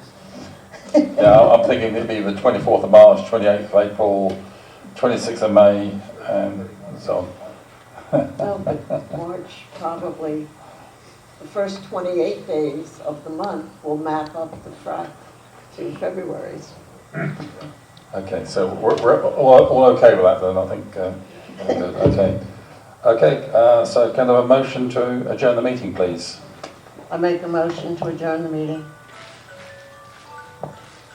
Okay, Second. can I have a second, please? I'll second. Okay, meeting's adjourned at just gone 11:30 on February the 13th. Thank you. Now, anyone who wishes to come to the podium, again, limit yourself to 3 minutes, please.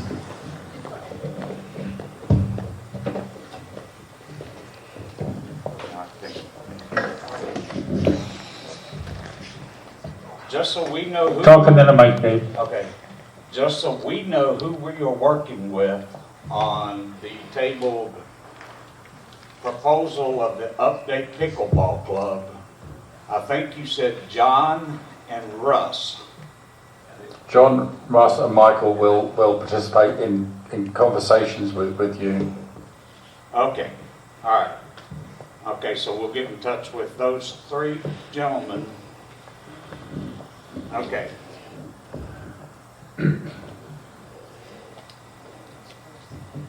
Floor lawn. Has anybody looked at the condition of their equipment? And who is responsible to look at the condition of their equipment? And I'm bringing this up for someone that I spoke to last night in the hot tub. He said they have cables that are tying their decks up, and none of the decks have rollers. And they said you could just go look out front here and you can see where they just scraped down to dirt. So who does control the floor lawn contract? Who is responsible for making sure their equipment is up to date and in good working condition? Thank you. Donna Meltz, Lot 363, and I am chair of the social committee.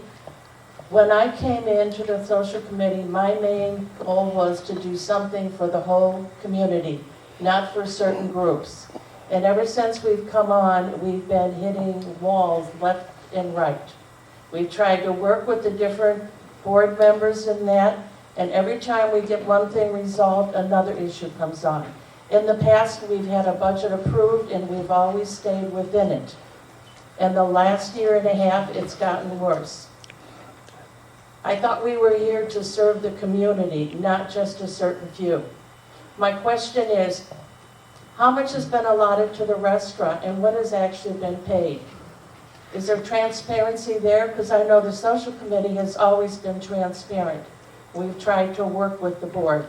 And hopefully we can get this resolved instead of having issues every month. I can comment on that. you have the support of the board as long as you follow the policies. Unfortunately, you can't commit, the social committee can't commit to an event, okay, that hasn't been approved by the board. I understand that if you go to a convention and you see all these different type of events that are available, you cannot commit to that. Only the board can commit. If you want to come up to the board and prepare all the paperwork and say, listen, we need to reserve this 12, 13 months in advance, prepare the paperwork and do that. Todd, we have done that. And what you did to us last year was telling us we can't book something a year ahead of time. I was at a meeting with you, with Jeff Fedorchak, and even he said, as long as we're breaking even, what is the issue? We tried to explain that last year, and instead of getting better, you're making it harder and harder for us to do things. Let me give you an example. The reason we moved the fashion show was there is so much going on because of elections, and the vets have an event. We tried to move it, but because of the election, we couldn't. The vets had the following week. Do you realize how much time we spent here? We're here till midnight, 1 o'clock in the morning, setting up and being back here at 6 in the morning to let people in.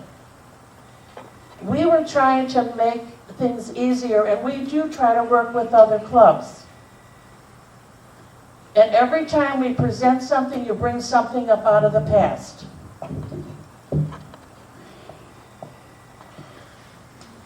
Okay. I think maybe we need to revisit this a little bit, Tom, and see, you know, I see a credibility issue here.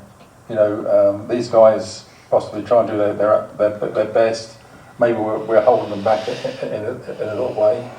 I can understand the looking out to the approval of the big events, you know, the ones that cost, you know, big bucks.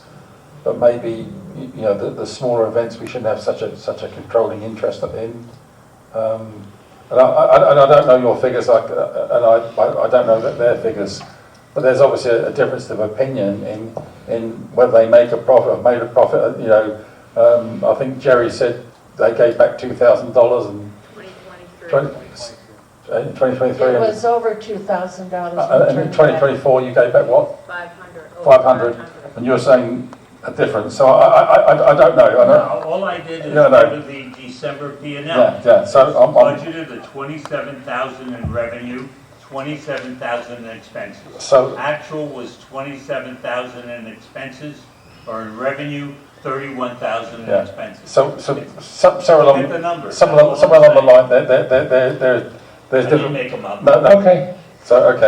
So I think we might need to sit down and go and find out a bit more about this, because I can't see, you know, they're saying one thing, you're saying another thing, and it's, you know, and I don't want to argue this at a board meeting, but it's obviously there's some credibility issues here. Okay. Thank you. Thank you, Donna. Thank you, Donna.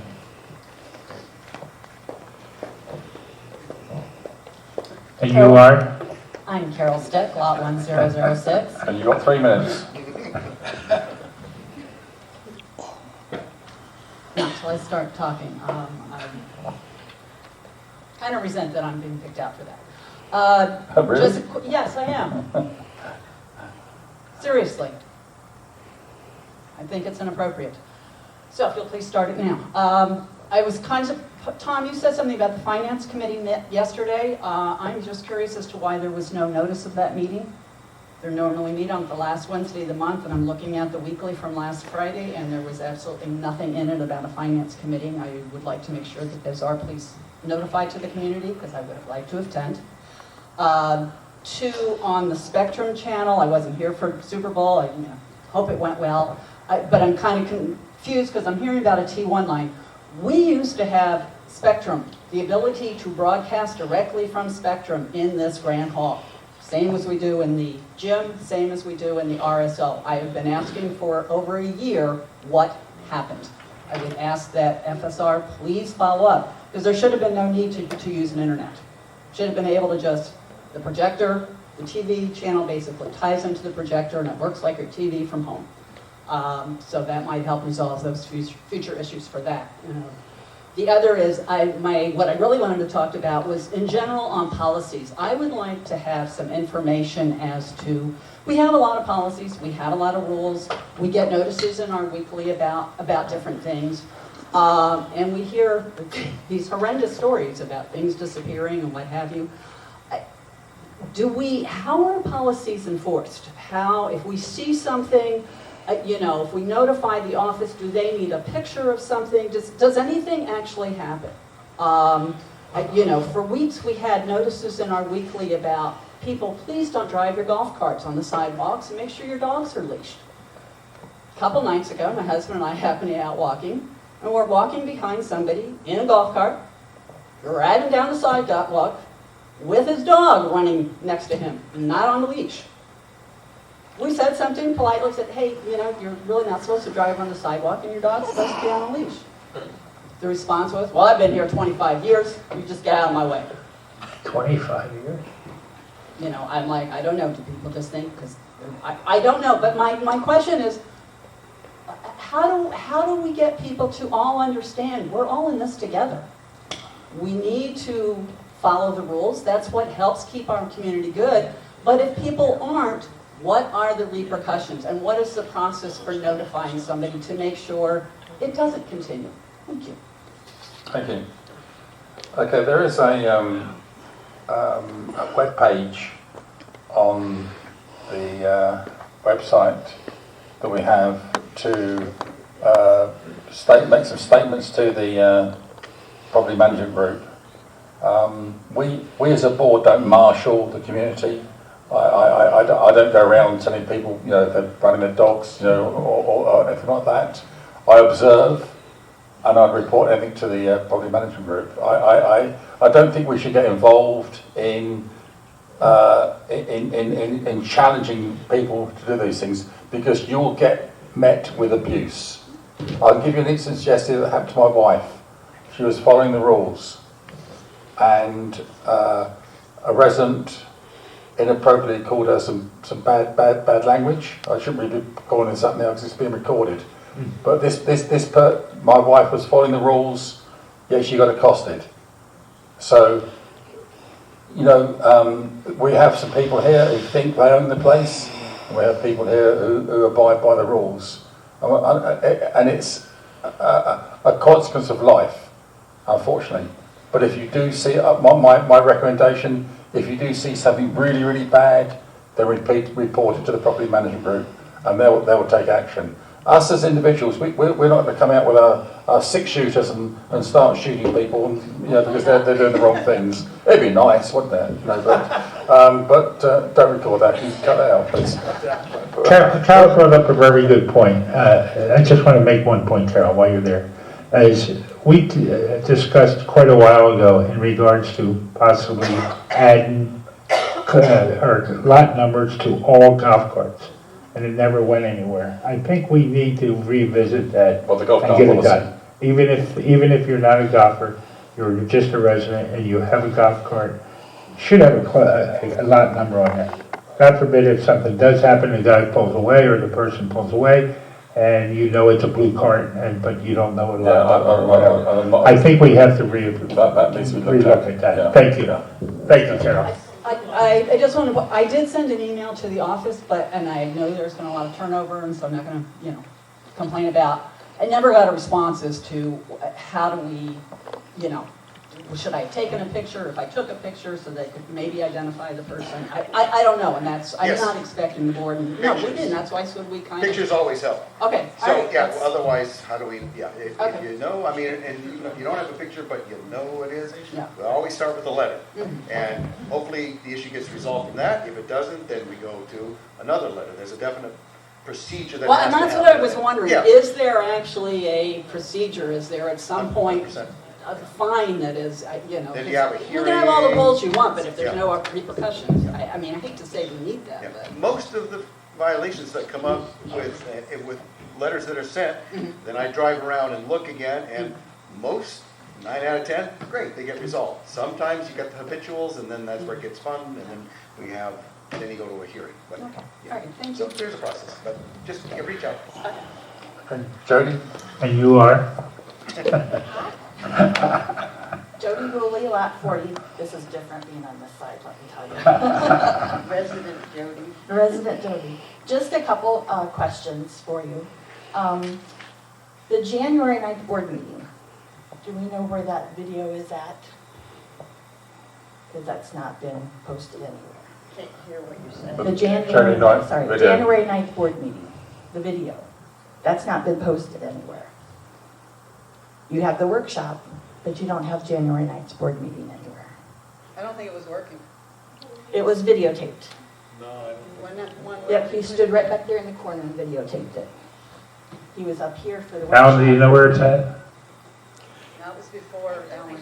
I gave it to them, hold on, I gave it to them in a format that they could, I sent it first, and then I gave it to them in a format that they requested, and I think you asked, did it be in an SSD?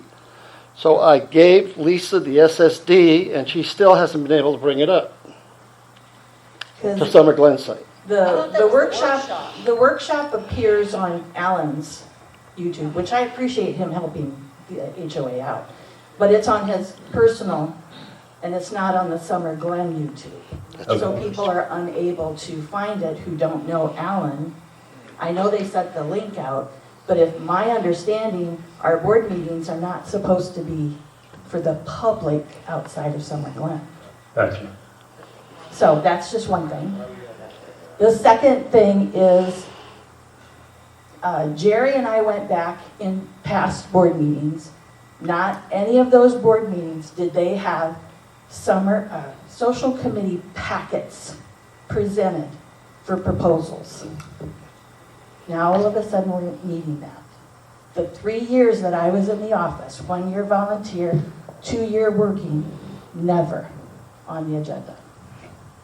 You approve it at the beginning of the year or in November, you approve their social committee events. That's what they've taken and gone with. Contracts, never signed by the board. They were signed by the social committee. I went back through them. So, that's all I have to say. Thank you. Speaking as a former member of the social committee, someone who also served as chair of the social committee, the process that Tom described is exactly what was followed. If it hasn't been followed, it's under the current ownership, maybe that's part of what the issue is. Contracts always have been submitted to the board. They were always signed by the board, never by a member of the committee, and anything regarding any significant upfront deposit was always approved by the board. So if Jody's saying, oh, this has not happened for 3 years, well, then that's because the process hasn't been followed for 3 years. I'm really sorry. I appreciate the social committee wanting to do, what they do, but they can't just do it as if they're not a committee. The committee works for the pleasure of the board. And they don't get an allocation. There is a budget item. Quite frankly, any surplus that there might be is what the board uses to provide community events such as coffee and combos, etc., that the social committee has nothing to do with. Those costs have always been covered by any surplus that might have occurred from social committee funds. It's not their money. It is the HOA's, and that has been the process always. And I'm sorry, but this really annoys me because, quite frankly, it's also why the prior social committee people resigned. Because they wanted to do the same thing. They wanted to do whatever they wanted to do without control of the board. All right,